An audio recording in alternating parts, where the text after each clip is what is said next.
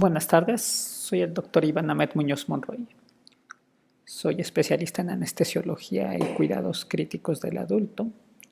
Estamos laborando en el ECMO Center 321 en la ciudad de Monterrey, Nuevo León. El tema que desarrollaremos este día será ECMO en choque séptico. Corresponde al capítulo 56 de nuestro libro rojo. La agenda que desarrollaremos el día de hoy consistirá en una introducción, en donde veremos algunas definiciones muy básicas, indicaciones, contraindicaciones, estrategias para la canulación, manejo ya en ECMO, algunos resultados de esta terapéutica y las conclusiones. Empezaremos esta charla con un caso clínico que fue manejado en el grupo 321 del ECMO Center aquí en Monterrey. Es importante considerar que cuando nosotros hagamos ECMO, tendremos que estar acostumbrados a ver pacientes en los tres grupos de edad, sean neonatos, sean niños o sean adultos. El grupo consiste en especialistas de diferentes edades, ¿verdad? En relación a niños, neonatos o adultos, consistente en neonatólogos, intensivistas de niños, intensivistas de adultos, anestesiólogos cardiovasculares, cirujanos de corazón, para poder así tener resultados satisfactorios con el empleo de esta terapéutica. Bien, esta paciente se trató de una femenina de 3 años de edad que contaba como único antecedente 20 días previos una realización de una cirugía para corregir una hernia umbilical. Se colocó una malla para poder revertir este efecto y posteriormente a ello desarrolló un choque de rápida progresión acompañado de fiebre. Este choque fue refractario ya que se utilizaron vasoactivos para el manejo del choque, inclusive hasta llegar a las repercusiones que ustedes pueden ver aquí en extremidades y teniéndola bastante inestable, ¿verdad? Se decidió su canulación en el mismo lugar donde se solicitó la consulta para poder realizar un traslado seguro hacia el ECMO centro, ¿verdad? Este soporte que se instaló en esta paciente fue un ECMO venoarterial periférico consistente en yugular carotidio. Esta gasometría ya es estando en ECMO. Hay que tener en consideración aquí las variables en las que están reportados los datos y hacer las conversiones necesarias, ¿verdad? Estas son imágenes de la misma canulación de esta paciente que fue llevada en sitio. Generalmente los pacientes son tan inestables que ni siquiera se pueden mover a quirófano, por el que en el cubículo de cuidados intensivos se lleva a cabo la misma canulación. Inclusive hemos tenido que meter hasta dispositivos de rayos para poder instalar las cánulas en los mismos cubículos por las propias condiciones de los pacientes tan críticas. Esta es una placa ya con la instalación de las cánulas. Esta es la cánula venosa y la cánula arterial. Y dentro del manejo del ECMO, como vamos a poder ver en la plática y como ustedes ya también han revisado en algunas otras charlas, prácticamente el manejo es el mismo dependiendo del soporte que haya sido instalado. Podemos ver aquí la cabeza del PLS, donde nos está indicando el flujo que estamos proporcionando y las revoluciones, ¿verdad? Y en este ECMO se llevó durante su manejo, se empezó con un flujo de 120 mililitros por kilo, teniendo un flujo sweep en relación 1 a 1 al flujo de 1.2, una FiO2 al 85% para estas constantes vitales. Este ECMO se manejó con heparina y la heparina se llevó con ACTs para estas cifras, ¿verdad? Hay particularidades muy específicas de los ACTs que ya en algunas pláticas también habrá que comentárselos. Y si no, cuando estén en el desarrollo de los talleres, las podremos compartir junto con ustedes. Esta imagen ya es siendo la paciente trasladada al ECMO centro, ya de una manera segura, ya con el soporte instalado. Ustedes ven aquí la membrana, aquí se ve el cono, las cajas rojas para estar checando las presiones premembrana y posmembrana, y las de entrada al circuito, ¿verdad? Que son las más importantes para poder trasladarla de una forma segura. Y sus infusiones con las que ella contaba, ventilación mecánica. El desarrollo de este ECMO fue satisfactorio. Aquí podemos ver a la paciente, ¿verdad?, despidiéndose del grupo prácticamente, y en sus seguimientos que lleva con la doctora Adriana para valorar repercusiones que haya tenido posterior a este tipo de manejos. Bien, las definiciones de sepsis comenzaron desde los años de 1991. La Sociedad de Cuidados Críticos de Estados Unidos y el Colegio de Tórax de Estados Unidos la definieron con las básicas conceptos que todos conocemos, ¿verdad? Que era síndrome de respuesta inflamatoria sistémica, la sepsis y el choque séptico. Posteriormente, 10 años después, se revisaron estos mismos conceptos por estas mismas sociedades, y en esta ocasión por la Sociedad Europea también, en la que en realidad no se hicieron cambios operacionales de los conceptos, solamente se vio que eran un poco confusos para poder determinar los estudios prospectivos que se realizaban, ¿verdad? Y así llegamos hasta nuestras épocas. En el año 2016, como ustedes bien saben, fue convocado el tercer consenso en relación a la sepsis, el sepsis 3, y publicado en la revista JAMA, ¿verdad? Aquí las definiciones operacionales de sepsis han cambiado.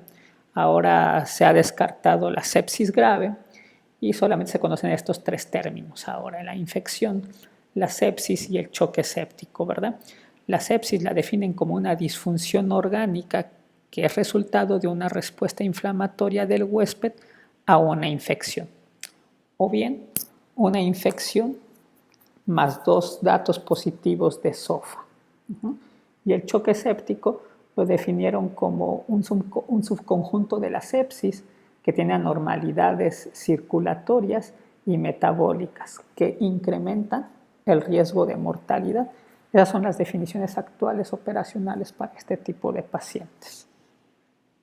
En relación a los niños, en el año 2006 se realizó el Consenso de Barcelona, en el que, si bien se tomaron las mismas definiciones operacionales para adultos, que fueron las que se habían desarrollado en 2001, solamente se establecieron los valores de referencia para cada grupo de edad.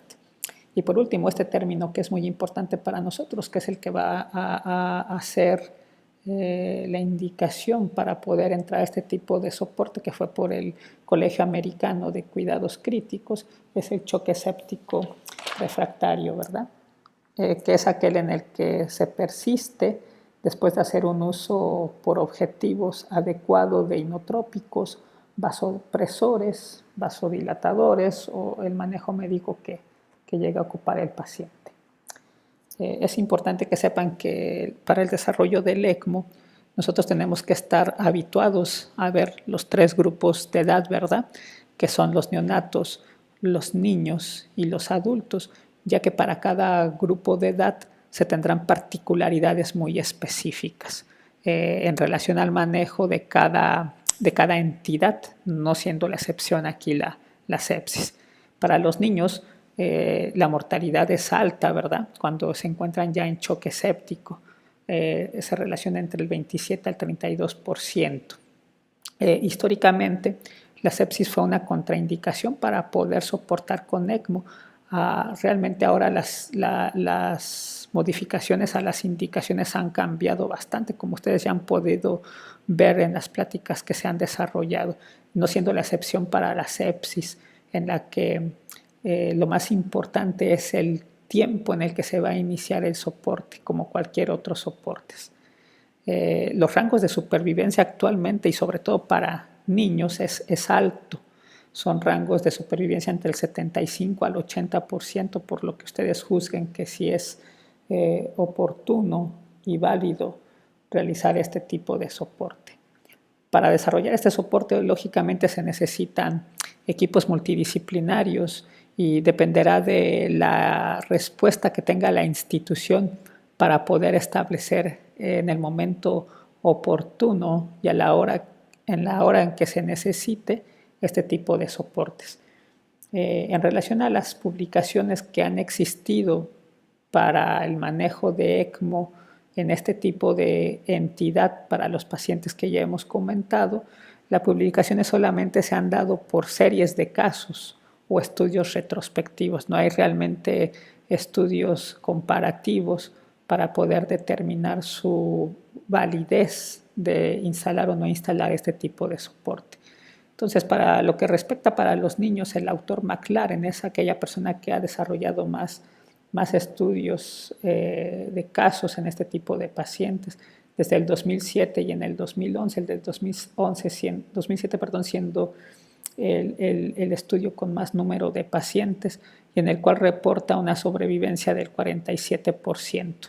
Y en el del 2011 reporta una sobrevivencia mucho mayor. Seguramente esto asociado a la mejora de las condiciones tecnológicas que actualmente se cuenta con ellas, ¿verdad? Como son los recubrimientos de los circuitos, los manejos de bomba, medicamentos y todo este conjunto que ustedes han visto a lo largo de las charlas y que podrán ver en los talleres que se desarrollarán acá en Monterrey. El tiempo de duración de los ECMOs, como pueden ustedes ver, para estas entidades de sepsis son días entre 3 a 7 días aproximadamente, ¿verdad? En algún punto de la charla veremos que si esto se prolonga tendremos que descartar algunas otras circunstancias. Los tiempos de estancia en las unidades de cuidados intensivos también han sido cortas cuando se han proporcionado este tipo de soportes. Para adultos las publicaciones también no dejan de ser las mismas, son solamente reportes de casos y reportes anecdóticos. En esta diapositiva que les presento podemos ver cómo es que la sepsis va a afectar al miocardio, ¿verdad? Desde 1984 Parker y colaboradores en estudios fisiológicos han determinado cómo existe una cardiopatía séptica o una cardiomiopatía séptica, ¿verdad? Y posteriormente ya con avances moleculares se ha podido determinar esto, ¿verdad? Estas publicaciones son de Chest, en el cual, siendo la principal causa de sepsis la neumonía, y dentro de la neumonía el principal agente patógeno que desarrolla las neumonías es el Streptococcus pneumoniae, se estudió cómo es que este streptococo puede afectar al miocardio, ¿verdad? Entonces, lo que ellos han hecho en base a estudios moleculares y lo que se ha determinado es que el efecto cardiopresor del Streptococcus pneumoniae es dependiente del receptor del factor activador de plaquetas. Este inicia prácticamente el proceso de invasión del Streptococcus pneumoniae al corazón por medio de estos receptores que los podemos ver aquí para poder ingresar por medio de claritines y por medio de proteínas G activadas el estreptococo al miocardio. Se forman unas vesículas que posteriormente por acción lisosomal dejan libre al estreptococo. Y otra de las maneras por las cuales se ha visto este daño al miocardio también es por la producción de su muerte de los cardiomiocitos por neumolicinas y por sustancias reactivas de oxígeno como es el peróxido de hidrógeno. Interesantes estas publicaciones que se han hecho. En este mismo artículo nos ofrecen algunos cortes histológicos de los objetos que fueron sidos al experimento, en los cuales nos comentan que alrededor del Streptococcus pneumoniae, en objetos aislados y alrededor de los vasos, donde se llevan a cabo estas reacciones moleculares, posteriormente dejan la formación de una cicatriz y realizando microlesiones cardíacas por este mismo estreptococo. Bien, la sepsis se asocia a muchas cuestiones, como ustedes bien lo saben, ¿verdad? Pero lo que nos interesa a nosotros para poder decidir el tipo de manejo en ECMO que daremos y poder decidir la instalación del ECMO son dos cuestiones muy importantes. Una pulmonar, en relación a si hay o no hay síndrome de distrés respiratorio del adulto, o bien qué alteraciones hemodinámicas van a existir, como pueden ser las fallas ventriculares únicas o las fallas biventriculares, si hay aumento en las resistencias vasculares pulmonares, o también así como fallan las resistencias vasculares sistémicas, ¿verdad? Entonces, por lo tanto, el ECMO podrá ser utilizado para soportar pacientes que tengan distrés respiratorio agudo, tengan falla cardíaca derecha, falla cardíaca izquierda, o combinaciones de choque cardiogénico y distributivo. Esto es muy importante porque a partir de estos conceptos podremos desarrollar la estrategia de canulación que desarrollaremos con este tipo de pacientes.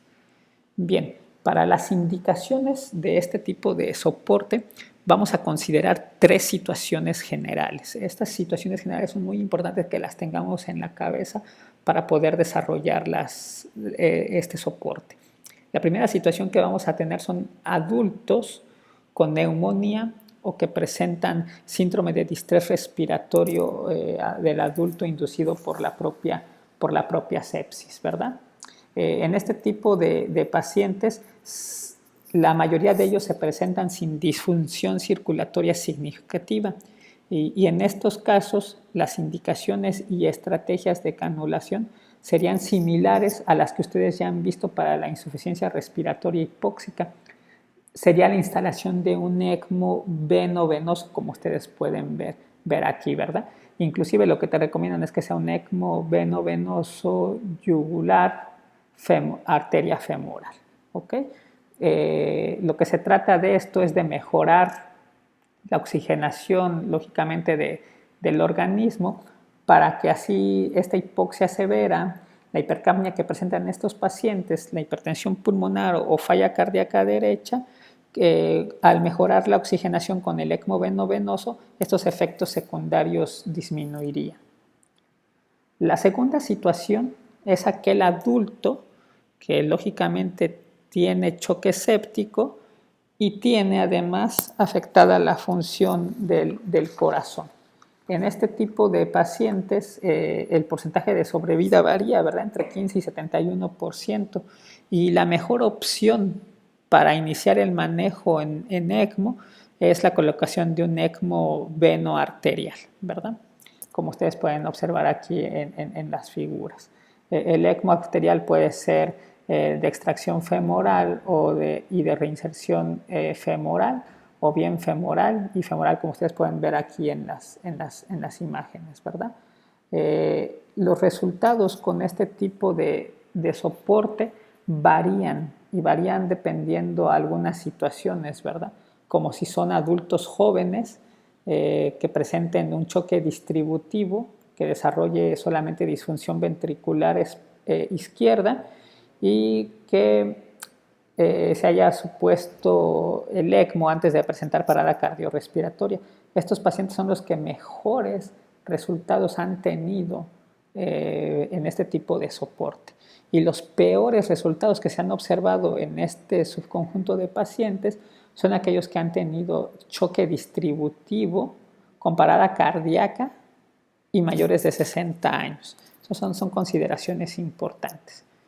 Y la tercera situación a la que nos podemos enfrentar en relación a los pacientes para iniciar este tipo de soporte son aquellos pacientes que son niños que tienen datos de choque séptico, ¿verdad? En este tipo de pacientes no es tan difícil decidir qué tipo de ECMO se va a poner, será veno-arterial, y la principal indicación o como principio es que se va a considerar como terapia de último recurso, ¿verdad? Si el choque continúa progresando a pesar de los intentos de la terapia con medicamentos, ventilatoria o con líquidos. ¿En qué momento se va a iniciar el soporte? Va a depender mucho de nuestra experiencia y de nuestro juicio clínico, ¿verdad? Aquí el Colegio Americano de Cuidados Críticos también menciona algunas circunstancias para poder iniciar este tipo de ECMO en este tipo de padecimientos, ¿verdad? Son aquellos en los que se reciben dosis altas de vasopresores con un score inotrópico alto, mayor a 100, como lo podemos ver aquí se calcula, o bien que continúa la disfunción orgánica múltiple a pesar del tratamiento ya instalado. En este tipo de soporte también depende mucho de que también esté organizado el grupo y en cuánto tiempo se puede instalar el soporte, así como aquellos pacientes con datos de miocarditis aguda.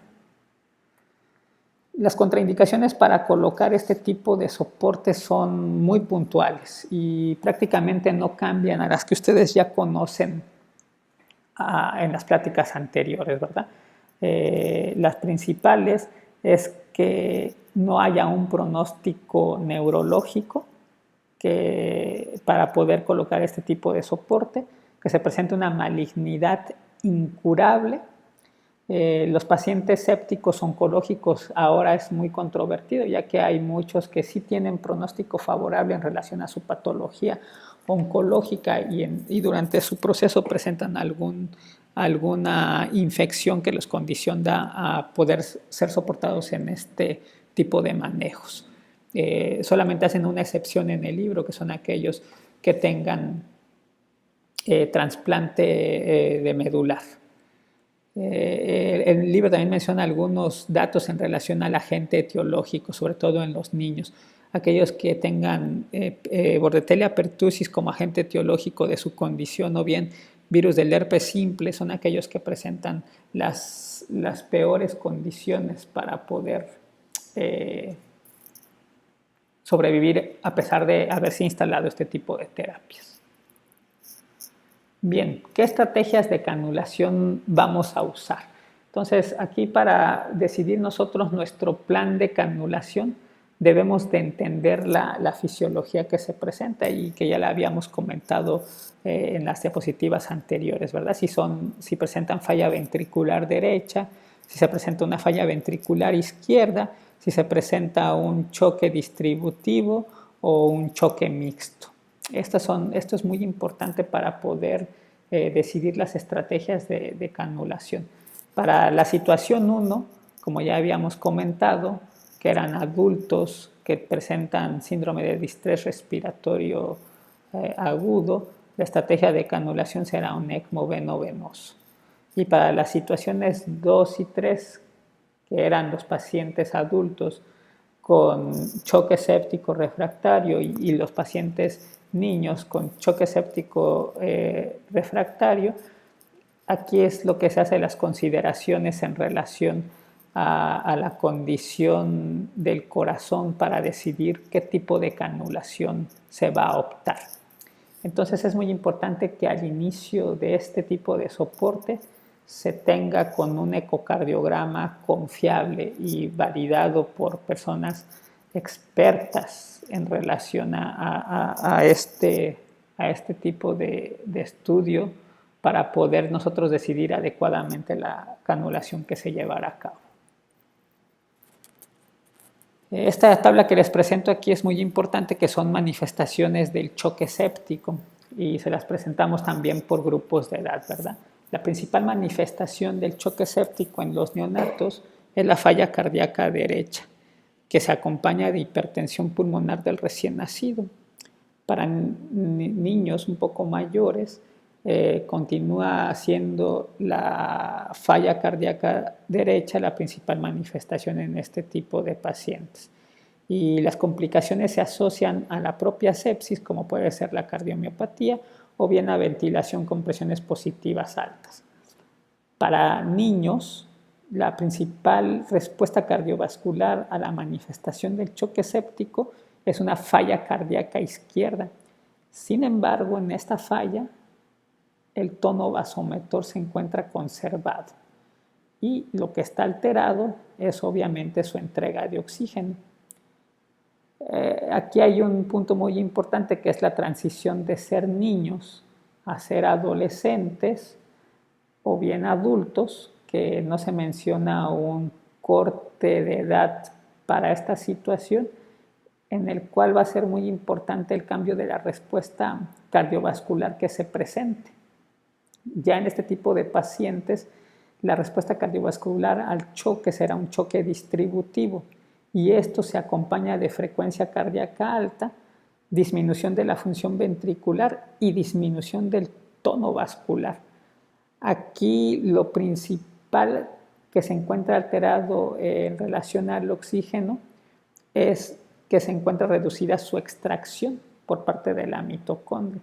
Entonces, estos conceptos fisiológicos son importantes tenerlos en mente para poder decidir la canulación que se va a llevar a cabo. En el libro rojo están presentes las tablas para poder decidir, de acuerdo al peso del paciente, qué números de cánula se va a necesitar, siendo venosas y siendo arteriales, ¿verdad? Y en esas tablas también se mencionan las limitantes de flujos que estas cánulas se van a dar. Aquí lo que nos concentraremos en ver es qué opciones de soporte se establecerán para cada grupo de edad en relación a las situaciones fisiológicas que ya hemos venido comentando. Entonces, recordemos que aquellos que tienen principalmente falla cardíaca derecha van a ser los neonatos, y las opciones de tratamiento para ellos será la mejor condición, será un ECMO veno-venoso, ya que en este se previene la embolización sistémica y se elimina la cianosis diferencial. Y puede usarse una cánula, inclusive si es de doble lumen.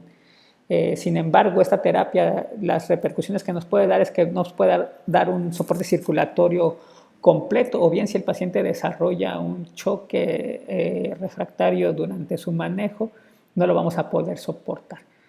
Algunas otras opciones que nos dan para manejar este tipo de pacientes será colocar un ECMO veno arterial periférico. Para neonatos la mejor opción es colocarlo en vena yugular y en arteria carótida, y esto nos va a dar un soporte circulatorio directo rápido. Los flujos pueden estar limitados y puede haber también complicaciones neurológicas debido a estos flujos limitados. Y bien, la otra opción que nos ofrece el libro para poder establecer este tipo de manejos es un ECMO veno arterial central, como ustedes pueden ver aquí en la figura.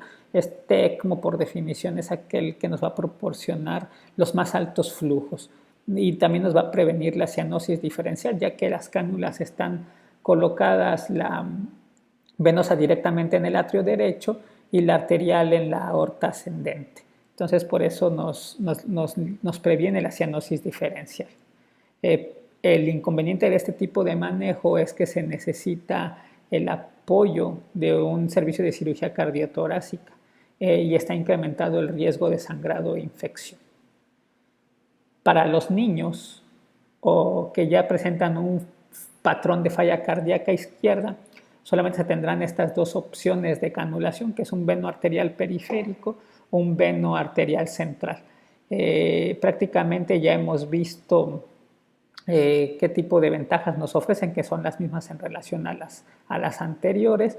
El único punto aquí es que el veno arterial se asocia a mejores resultados en niños por las publicaciones que se han establecido.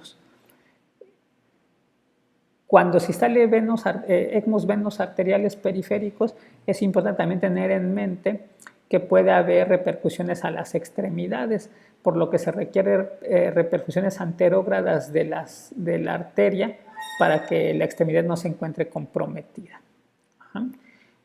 Aquí otro punto importante también a tener en cuenta es que en este tipo de pacientes, debido a que se va a soportar con ECMOs venos arteriales, pueden desarrollar congestión del lado izquierdo, que puede ser auricular, que puede ser ventricular, y esto nos daría manifestaciones pulmonares, de edema de pulmón o de hemorragia pulmonar.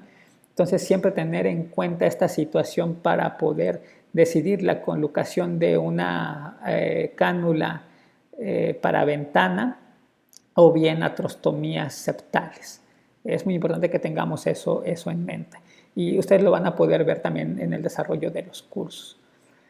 Cuando tenemos un patrón de falla distributivo, que como ya hemos visto se presenta principalmente en el niño o en el adulto, la mejor canulación que nos comenta nuestro libro es realizar una canulación venoarterial central. Y esto con el objetivo de establecer altos flujos y de poder llevar a cabo este soporte.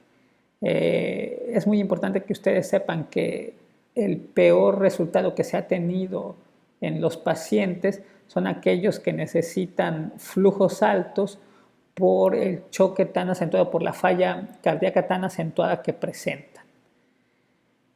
Y bien, cuando se presenta un choque mixto que puede ser cardiopléjico o vasopléjico a cualquier edad, la mejor opción será colocar un veno arterial central.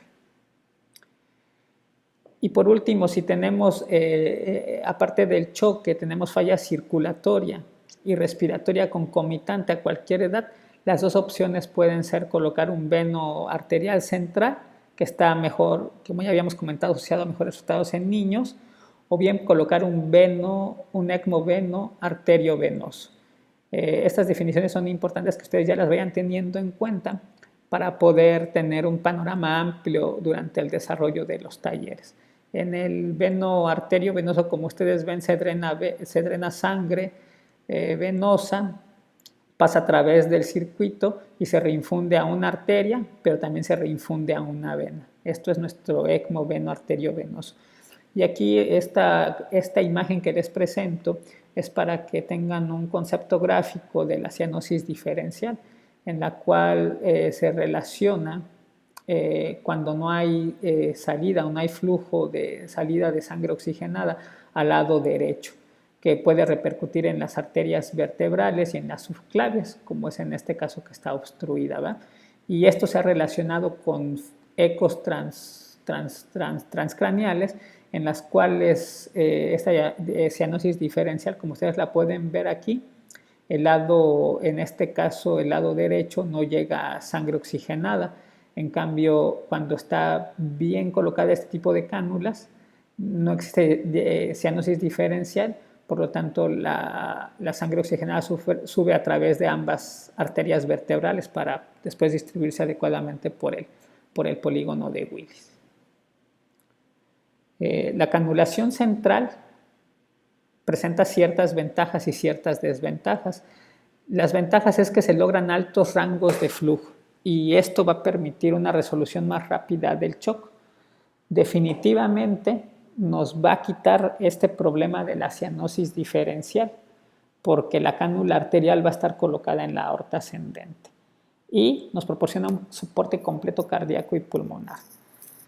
Y las desventajas son que se requieren servicios especiales de cirugía cardíaca, el riesgo de mediastinitis y que existe un mayor riesgo de hemorragia.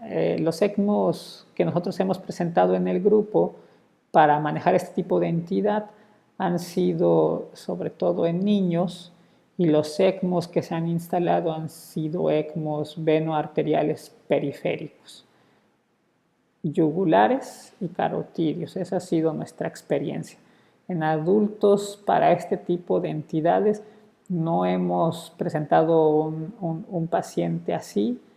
Estaremos en reserva de ver si la canulación central será nuestra mejor opción.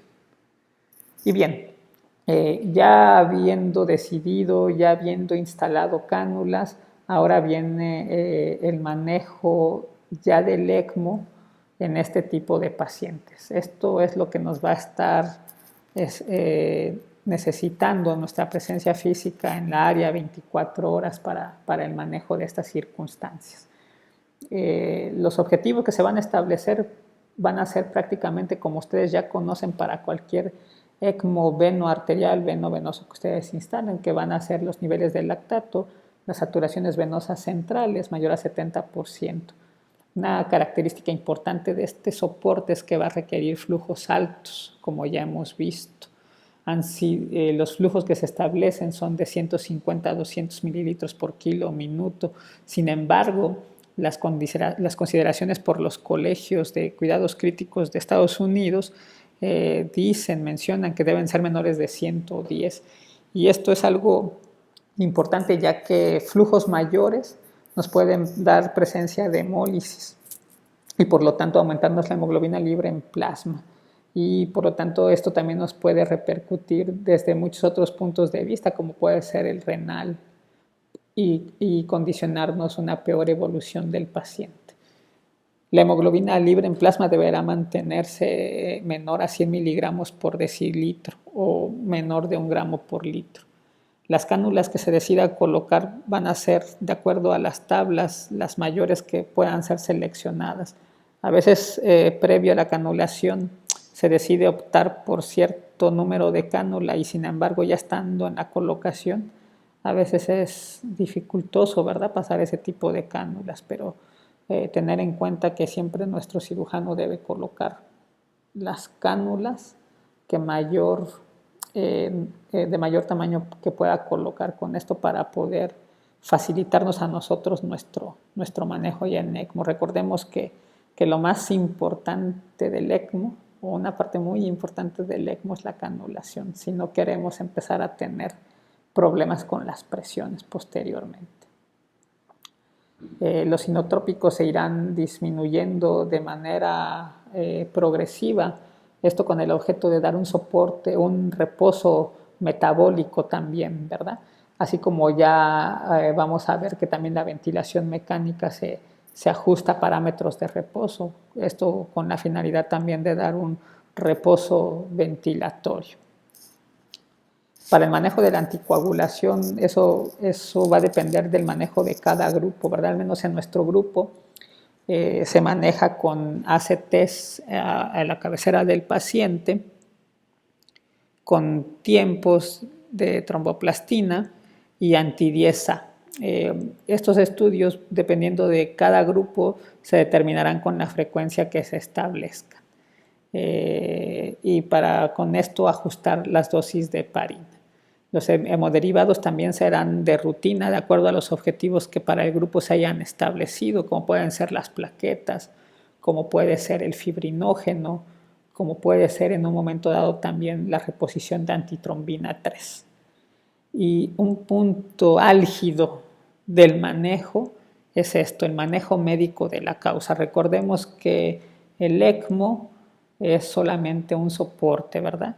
Y el soporte lo que nos va a ganar va a ser tiempo, pero si no tenemos una resolución de la causa, por más tiempo que nosotros demos, nunca vamos a poder salir del mismo. Entonces, el manejo médico de la causa es sumamente importante que sea establecido por un equipo multidisciplinario.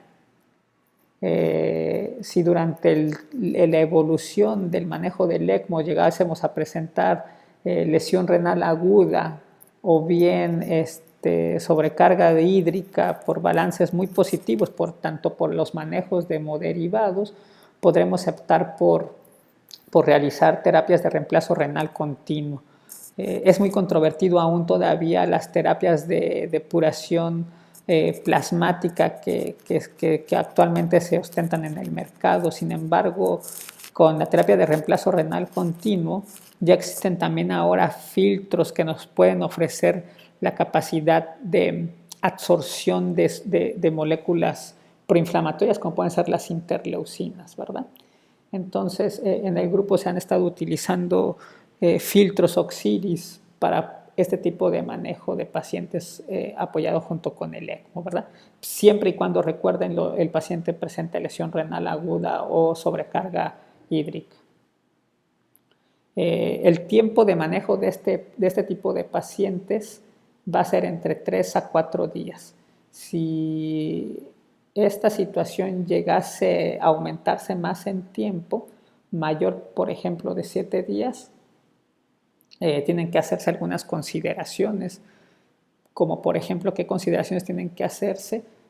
Se puede cambiar si la asistencia circulatoria ha sido satisfactoria y prácticamente no se necesita, se puede convertir el ECMO a un ECMO veno-venoso, principalmente en la etiología de Staphylococcus aureus, que causa neumonías necrotizantes con destrucción de parénquima.